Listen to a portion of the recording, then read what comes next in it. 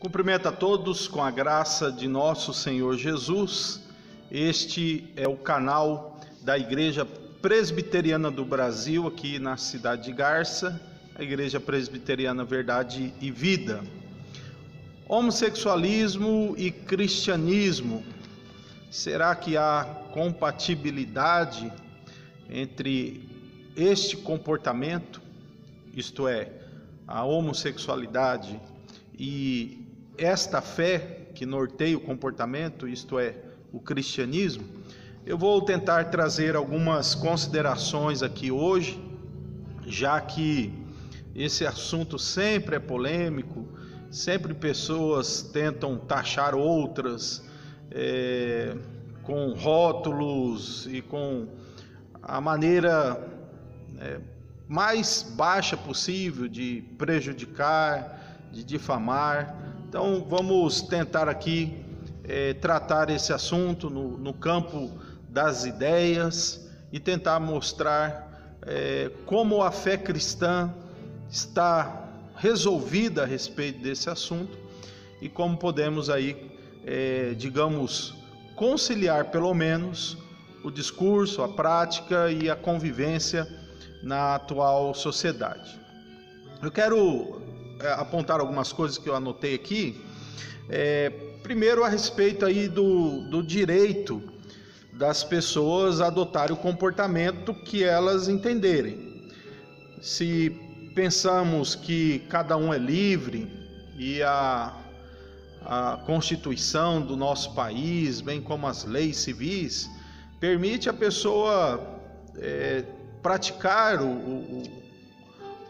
aquilo que chama-se de homoafetividade, homossexualismo, ou ter envolvimento homossexual, sem considerar isso crime. Então as pessoas, elas têm a liberdade garantida de escolher o seu comportamento. No entanto, este direito que as pessoas têm de adotar um comportamento não tira o direito de outro discordar. Acredito que o que precisa ficar bem claro é que os cristãos, aqueles que seguem os princípios do Evangelho, segundo Jesus e os seus apóstolos, eles têm tanto o direito de discordar desta prática, como os que adotam essas práticas têm, segundo as suas perspectivas, o direito de adotá-las. Então estamos aqui diante daquilo que é o direito de ambos, Os cristãos têm direito garantido de discordar dessa prática. É lógico que o discordar não é odiar, não é maltratar, não é discriminar, mas é discordar da prática. Aí alguns pensam, mas na igreja vocês não vão receber pessoas que assim, isso é discriminação. Não. A igreja é uma instituição daqueles que são cristãos, portanto, o que rege essa instituição é aquilo que eles confessam ser correspondente à fé cristã, aquilo que está no Evangelho, nas Escrituras. Então, não pode acolher este comportamento. Então, não é discriminação. Está muito bem claro para qualquer pessoa que, para ser membro de uma igreja, ele vai ter que seguir os parâmetros que essa igreja entende sobre o comportamento sexual. Então, se está claro, ela não precisa forçar a porta para entrar, Ela precisa entender que ela precisa mudar de comportamento. Ela, como indivíduo cidadão, está bem-vindo a participar do culto, a ouvir, a estar presente. Mas o fato dela adotar um comportamento reprovado por essa denominação, por igrejas cristãs, não muda. Ela precisa entender isso. O segundo aspecto é que as pessoas hoje precisam entender que, se a sociedade está aceitando essa prática, se a opinião popular, midiática, se as leis, enfim, se há um movimento de aceitação desta prática, isso não muda a opinião da igreja e da Bíblia, que essa prática é pecaminosa. Então, uma lei que permite um comportamento pecaminoso não santifica. Os cristãos não podem, não têm o que fazer. Os cristãos não têm o que fazer porque nós temos uma escritura sagrada e inspirada por Deus que mostra que esse comportamento é pecaminoso. Então não precisa dizer agora o Supremo resolveu isso ou tem lei para isso. Não faz diferença no que diz respeito às crenças e ao discurso da igreja. Então, uma lei ela não santifica um comportamento. Outro aspecto que eu gostaria de usar como uma comparação é o seguinte: o adultério. O adultério para os cristãos é reprovado tanto quanto o homossexualismo. Então, será que se houver um movimento, onde vão taxar outros de ou com a classificação adulterofobia, imagine, agora começar a adulterofobia. Por quê? Porque está criticando os adúlteros ou a prática adúltera. Então, assim, toda vez que você pensa, um pastor ou um pregador criticou a prática homossexual, isso é homofobia. Bom, então quando ele critica o adultério, é adulterofobia?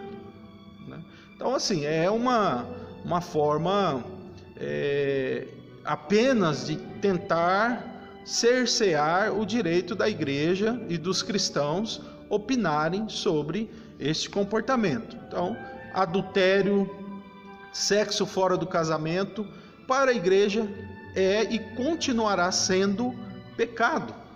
Então a igreja ela vai continuar proclamando isso e oferecendo a essas pessoas acolhimento pastoral e direção dentro da Escritura, até que essa pessoa tenha de Deus a força necessária para lutar e continuar lutando contra essa prática, quer seja adultério, quer seja o homossexualismo.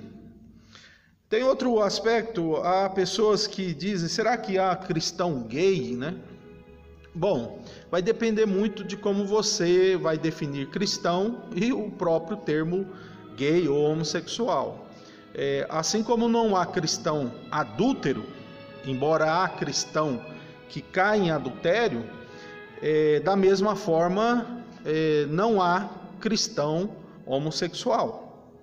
Há cristão que cai em atos de homossexualidade, que precisa se arrepender e abandonar, tal como um adúltero, ou aquele que praticou o adultério. Então não tem como aceitar, ele é um cristão adúltero e ele vai continuar. Não, a Bíblia já mostra que isso é autoexcludente, não tem como.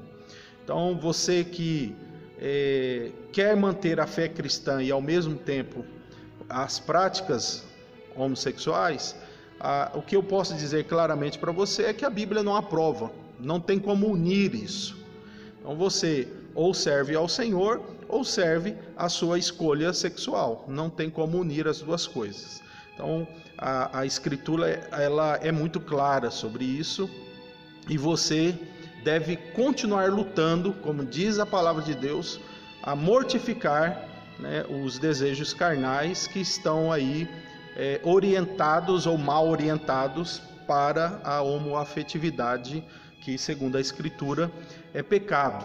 Então, quero finalizar aqui lendo a carta do apóstolo Paulo aos Romanos, onde mostra claramente a opinião cristã sobre isso.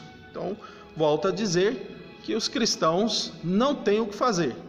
Não adianta achar que a igreja vai minimizar o seu discurso. Mas tem igreja que faz isso, tem pastor que faz isso. Bom, se eles estão minimizando, se eles estão tentando trazer atenuantes para o que a Bíblia diz, aí fica realmente complicado se eles estão sendo fiéis a Deus para ser fiel à pressão pública, a pressão que está aí acontecendo em todos os meios. Então eu quero aqui ler para vocês a passagem de Romanos capítulo 1, versículos 26 em diante, que diz assim: por causa disso Deus entregou a paixões vergonhosas, porque até mulheres trocaram o uso natural das relações íntimas por outro, contrário à natureza. Da mesma forma também, os homens, deixando o contato natural da mulher, se inflamaram mutuamente em sua sensualidade, cometendo indecência, homens com homens, e recebendo em si mesmo a merecida punição de seu erro. O que a Bíblia está dizendo aqui, a não ser reprovando essa atitude? Então, o que eu posso dizer para você, amigo, amiga, ou irmão em Cristo que está confuso nesta questão? Deus oferece perdão para esta prática. Deus oferece ajuda para aqueles que sofrem com esse tipo de pecado, mas Deus não aceita este comportamento. Por isso Ele enviou Jesus para morrer e ter Ele em Cristo a sua graça de perdoar esse pecado e pelo Espírito libertar e dar força àqueles que querem abandonar esta prática. Não há como conciliar homossexualismo e cristianismo. Que Deus te abençoe, que Deus te fortaleça em Cristo Jesus.